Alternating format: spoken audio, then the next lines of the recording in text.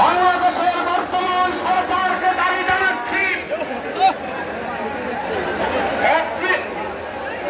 করবেন না, আমাদের হাতে কথা বলতে দেন। সম্মানিত, আমরা যা বলছি সত্য এবং ন্যায়ের আন্দোলনে বলছি।